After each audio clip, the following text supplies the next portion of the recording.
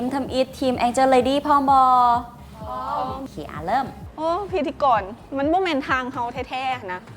โอ้ยก็คือหลายอยู่ว่ามันจะผ่านบ่มันจะได้บ่สบายดี สวัสดีขอต้อนรับทานผู้ชมทุกท่านเข้าสู่รายการ Healthy and Beauty และมื้อนี้รับหน้าที่ดำเนินรายการโดยคุณเป้หรือว่าเราจุนเดอะว้าวลาวและ สอนหรือว่าเราเจ้าสำหรับมื้อนี้รายการเฮาจะเว้าถึงสุขภาพและความงามของผู้หญิงเนาะเป็นสิ่งที่สำคัญหลาย และจะเว้าถึง3หัวข้อหลักๆก็คือหัวข้อที่1จะเว้าถึงเรื่องผิวหน้าเนาะเจ้าและสำหรับเป้เองเนาะจะมาเว้าถึงการรักษาหุ่นและสำหรับสอนดีแค่คับเซิร์นของเฮาก็จะเป็นเรื่องโดดเด่นทั้งความงามและบุคลิกภาพที่จะมาแชร์เคล็ดลับกับเฮาขอเซิร์นตุ๊กเดอะว้าวลาวเนาะ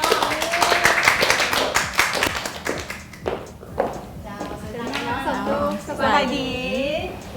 สบายดีมื้อนี้รู้สึกเป็นเกียรติหลายที่ว่าสาวตุ๊กได้มานั่งให้เฮาสัมภาษณ์ในมื้อนี้ตุ๊กมีวิธีการรักษาผิวหน้าจังใดเพื่อให้ตัวเองแบบมีความสดใสมีออร่า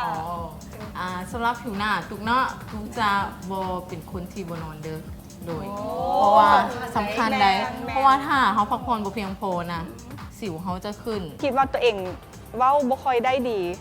แล้วก็ยังมีความตื่นเต้นเจ้าแล้วสำหรับของเป้เพราะว่าหลายคนถามมาว่าตุ๊กเป็นคนที่มีบอดี้ที่แบบโอ้ยแซ่บบ อดี้เนาะคนงามแบบกินจังได๋กับบนตุ้ยอย่างประมาณนี้นะขาใจเป็นบ่ขาใจหลายคนน้อยกับทานผสมได้ฮู้เลยตุ๊กจะออกกำลังกายจะเต้นบางมื้อนี่ซ้อมเต้นกับ 3-4 ชั่วโมงเลยเนาะก็คิดได้ว่าตัวเองต้องชนะนะคนไปแล้วอันนี้สำคัญสุดอยากฮู้หลายอีหลีเพราะตัวเองก็อยากขาดเกินอยู่เรื่องอย่างเนาะเรื่องอย่างเนาะจากแบบ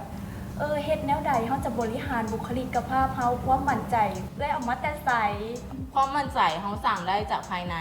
เนาะเขาต้องมั่นใจตัวเองก่อนอื่นมันเขาไม่ต้องไปสนใจคนอื่นว่าคนอื่นสิว่าใครเอาแนวใดและสุดท้ายนี้เขาขอบใจกับสถานที่งามๆซึ่งก็คือห้างเมอร์ซี่นั่นเองเนาะและขอบใจเสื้อผ้างามๆของพิธีกรจากห้างน้องแตงรุ่นวัดจุนสิซื้อห้านว่ารุ่นดูสิกับเป้แนมเบื้องหน้ากันอุ้ยรุ่นโอ้ยในที่สุดก็ออกมาได้เจ้าอะไรก็ที่ขาดบ่ได้คือแข่งรับเชิญสุดพิเศษของเขาในวันนี้ขอเข้าใจตุ๊กเด้อเข้าใจขอให้เป็นเดอะว้าวเราคุณจะบินของประเทศเราโอ้จ้าดูสำหรับวันนี้รายการของเขากำหนดเวลาลงแล้วมาพบกันในอาทิตย์หน้าสำหรับวันนี้พวกเขา4 คนขอกล่าวคำว่าสบายดีรู้สึกว่าเฮ็ดดีแล้วเด้มีแขกรับเชิญพร้อมแล้วก็แบบกับบริญาตกันเว้าหลายแฮะนะจุ้นให้อยากรุดหน่อยนึงพอตื่นจนลืมสคริปต์ที่ว่าเขาเตรียมกันไว้นะก็บ่เป็นหยังพยายามดึงกลับคืนมาดึงหมู่กลับคืนมาว่าหมู่เว้าบ่ได้เฮาก็ต้องซวยหมู่ได้ขอตำหนิอีบอลที่ว่าการแบ่งวรรคเว้าหั่นนะตัวใดที่แจ้งน่าจะให้คนที่เว้าได้ดีเป็นคนเว้าเพราะว่ามันยาวแล้วไปให้คนที่เว้าคล่องแล้วมันรู้สึกว่าลุ้นหนำแล้วมันเฮ็ดให้คนเบิ่งแล้วรู้สึกว่าเราสิรอดบ่แล้วเบิ่งเรารู้สึกกังวลใจไปน้ำคือจุนบ่มีความมั่นใจในการเว้าจุนเว้าจะเริ่มทำอินหันเสียงเริ่มดังอยู่แต่ต่อไปเสียงเริ่มคอยล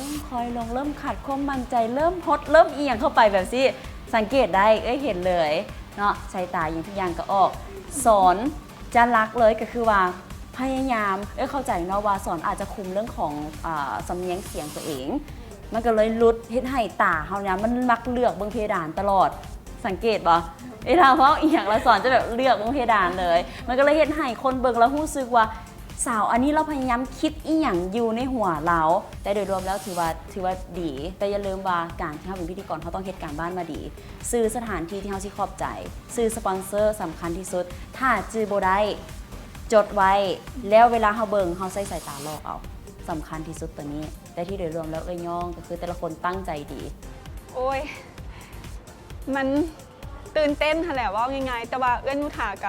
ก็ยังให้กำลังใจได้แล้วมันก็ผ่านไปด้วยดีนุธาก็ย่องว่าเขาพัฒนาได้หลายเติบถ้าว่าฝึกฝนอีกหน่อยนึงอาจจะเป็นพิธีกรได้เลยแหละอย่างหน่อยสิ่งที่นุธาสอนเนาะ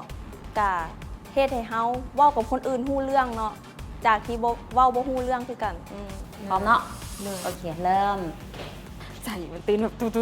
แบบย่านเขาเว้าผิดแล้วก็ย่านกังวลแบบ แม่ย้านแบบบ่ถึกใจแม่แน่ สบายดีทางผู้ชมเนาะขอต้อนรับทางผู้ชมเข้าสู่รายการ ว้าวมิวสิก คือรายการอันนี้เอาเลยเหรอ ตุ๊กตาเบิ่งในแม่ คัดเองจบเองเบิดเลยอุ้ยจังซี่ก็มี คือว่าเคยผ่านมาละ เอาเลยตุ๊กตาเฮาบ่ได้ลิ้นๆตอนนี้ ขอเค้กบอกแล้วว่าทุกอย่างในตอนนี้เริ่มแท้เลย เฮ็ดให้แองเจิลผิดหวังกับแบบ นึกว่าซ้อม ในใจบ่น้อยก็เตรียมไว้แล้วว่าบ่น้อยจะต้องเว้าจังซี่แต่พอตุ๊กตาแบบลืมบทล่ะบ่น้อยก็แบบตื่นเต้นไปนำเลยแล้วแบบบ่ฮู้ว่าตัวเองสิเว้าต่อจังได๋ โอเคเอาต่อเลย 3 2 สบายดี ท่านผู้ชมขอต้อนรับท่านผู้ชมเข้าสู่รายการว้าวมิวสิกพบกับตุ๊กตาเดี๋ยวว้าวลาว และบ่น้อยเดี๋ยวว้าวลาว แน่นอนพบกับพวกเขาสองคนอย่างนี้พ เจ้า วกเขาจะมามอบความสุขทางด้านประเพณีให้กับท่านผู้ชมและพร้อมกันนั้นก็มีการจัดอันดับชาร์ตเพลงให้ท่านผู้ชมได้รู้กันว่าเพลงใดที่กำลังดังอยู่ในตอนนี้ฮอตฮิตเป็นกระแสอยู่ในตอนนี้เนาะ เจ้าและเนาะและไผที่อยากฟังเพลงม่วนๆหรือว่าอยากจะขอเพลงถึกใจเนาะทานสามารถโทรเข้ามาหรือว่าส่ง SMS มาหาเราได้ที่เบอร์ที่ปรากฏขึ้นทั้งหน้าจอนี้ ซ่อมกันเกือบตายแบบบีบกันเกือบตายเพราะว่าป้าน้อยจะแบบว่า สบายดีป้าน้อยเด้อประมาณนี้ แต่ตุ๊กตากับแบบตุ๊กตามาแล้วตุ๊กตาเดี๋ยวว้าวพวกเข้ากันเลย แต่กับพยายามปรับตัว เพื่อบ่เป็นการเสียเวลาเนาะเรามาเริ่มต้นกันที่อันดับที่3ของเขาก็คือเพลงบ่เจ็บบ่ฮู้นั่นเอง เพลงนี้มันขึ้นมาแต่อันดับที่5แมันบ่นี่ แม่นแล้วถือว่ามีโอกาสที่จะขึ้นแบบอันดับที่1ได้ครับท่านกะอย่าลืมโทรเข้ามาขอเนาะ ตุ๊กตาก็เฮ็ดได้ดีคือกันเพราะว่าตุ๊กตาเราพลาดอย่างมาหลายๆอย่างค่ะให้เที่ยวกับป้าน้อยยังอ่อนไหล ต่อได้อันดับที่2ป่าน้อย เนยเนอนและอันดับที่2เป็นเพลงน้องโมเมนต์นางฟ้าเนาะ แม่นว่ะ เลย นางฟ้าว่ะโมเมนตี้ นอมาฮอตอนนี้ก็เป็นวินาทีที่ทางผู้ชมนี้ลุ้นกันแล้วว่าเพลงใดที่จะอยู่อันดับที่1ของเขาในอาทิตย์นี้ เพลงตำหมักแตงนั่นเองเย้เพลงนี้ก็ถือว่ามีกระแสหลายเนาะหากับปล่อยผลงานได้บุพอเท่าใดเดือนก็ถือว่าขึ้นอันดับที่1ของทางรายการของพวกเขากันแล้วเนาะและนี่กันแม่การรายงานหาอันดับเพลงนั่นเอง แต่ก่อนจะจากกันไปเนาะขอขอบใจสถานที่ไทยทำสวยๆงามแบบนี้ห้านอาหารเมอร์ซี่รายการเสื้อผ้าจากทุกตาป่าน้อยทีมแองเจิลดูถา เจ้า พวกเขาสองคนก็ต้องขอลากันไปก่อน แล้วพบกันใหม่ในมื้ออื่นเด้อสำหรับมื้อนี้สบายดี ก็ถือว่าเฮ็ดได้โอเคเลยแหละตุ๊กตามื้อนี้นะก็ผิดพลาดก็บ่ผิดพลาดหลายเนาะแต่ก็ถือว่าเฮ็ดดีมื้อนี้นะ ทำอิดเลยที่เฮ็ดให้ไอ้รู้สึกตกใจว่าเอ้าคำว่า 3 2 1 มันบ่เป็นเรื่องที่สำคัญเลยบอกหรือจังใดเพราะบอกไปก่อนหน้านี้แล้วประกาศไปแล้วว่า ถ้ามีอย่างผิดพลาดเกิดขึ้นต้องแก้ไขปัญหาเฉพาะหน้าเอง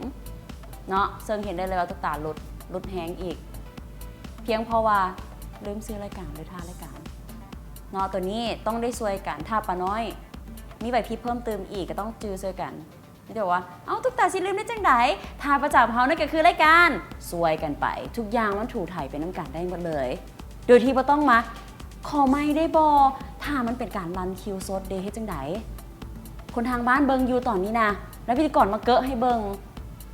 ถามว่าคนเบิงสิอยากเบิงรายการนี้ต่อบอคำนั้นบ่เบิงแต่ก็ย่องอยู่อย่างหนึ่งอยู่บอลที่ว่าหลังจากที่ตุ๊กตาเห็นข้อพิพาทของตัวเองตัวนั้นแล้ว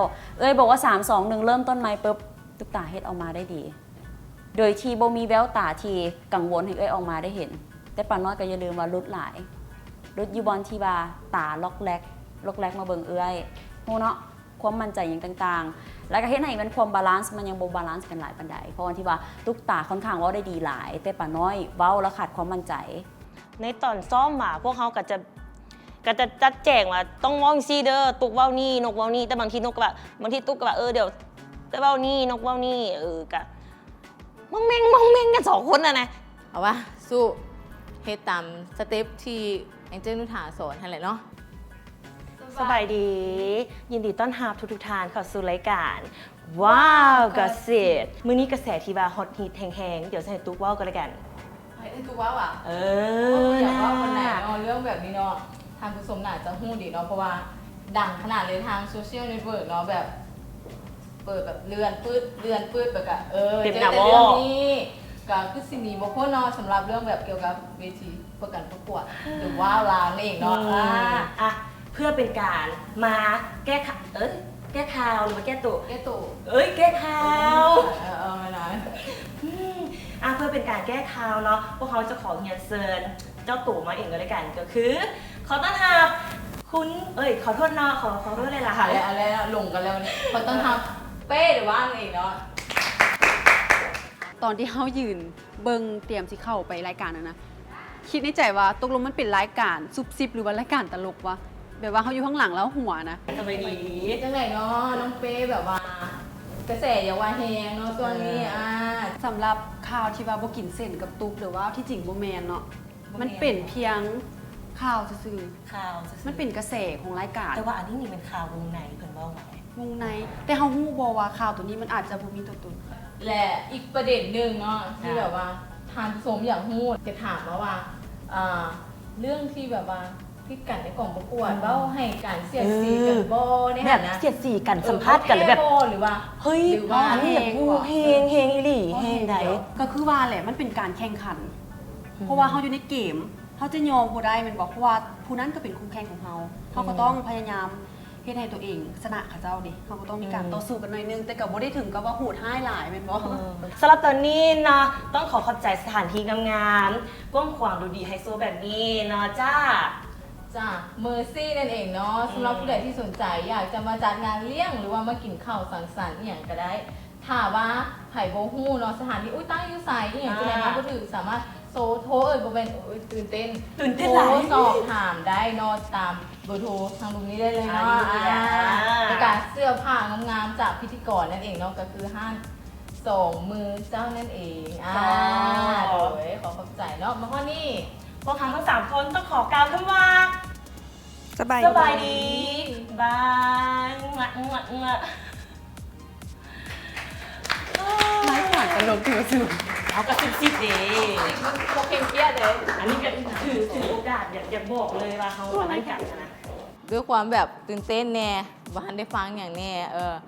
ถ่ายแล้วปุ๊บเนาะโนกับตูกับลูกพูดปาดขึ้นเอ้านึกในใจเอ้ายังไม่ได้สั่งขาดเอาใจกลับไปนั่งคืนเลยก็ กับบ่ตีตัวเองดอกบ่เคยแน่ตื่นเต้นกล้องไฟเอียงทุกอย่าง เคยแต่ถึงสัมภาษณ์บ่เคยเป็นสัมภาษณ์คนอื่น การเป็นพิธีกรการที่เวทในวงการเขาต้องฟังทีมงานเขาเนาะคือบางกี้น้องๆปุ๊บสบายดีปุ๊บลุกกันปุ๊บพับอย่างทุกอย่างเลยโบได้ฟังโปรดิวเซอร์ซ้ำบอกว่าคัดแล้วค่อยลุกได้ โอเคเดี๋ยวครับพี่เพราะว่าเขาสติบอยู่แน่นะ แล้วการจัดรายการของพวกน้องบางกี้เบิ่งแล้วเพลินได้รู้สึกว่าคือน้องๆเป็นพิธีกรแท้เลย แต่ว่าบางทีอยากเบ้ากำหนดอีกอย่างหนึ่งก็คือแข่งรับเชิญถ้าว่าเป็นรุ่นเดียวกันไว้เดียวกันกับเฮาโดยเฉพาะมันถ่ายเป็นน้องอีกคือน้องเป้เมื่อกี้เป็นน้องเฮาไม่ต้องทอมขนาดนั้นก็ได้นกจนแบบเจ้าน้องเป้เนาะแม่นว่ะโอ้แม่นว่ะน้องเป้มันคล้ายๆคือเฮาทอมตัวหลายโพดเขาเจ้าเบิร์ดเป็นผู้ใหญ่แล้วเขาเจ้าเป็นรุ่นน้องเฮาเขาสามารถที่จะรีแลกซ์ได้หลายก็นี่ผ่อนคลายได้หลายก็นี่เนาะแล้วก็เวลาเว้าอย่างต่างๆถ้าว่ามีคนหนึ่งถามคำถามไปคนหนึ่งต้องผ่อนลงเนาะฝากไว้ ลืมแนวคิดตื่นเต้นไปเลยยังไม่ได้คัดตัวนี้เนาะฝากไว้มีแต่แก้น้อยเดียวเฉยๆเข้าใจ เขาบ่เคยเป็นพิธีกรรายการใดเลยขนาดแล้วมาเฮ็ดทันอีทเฮ็ดได้ซ้ำนี้ถือว่าโอเคได้ สิ่งที่เราติ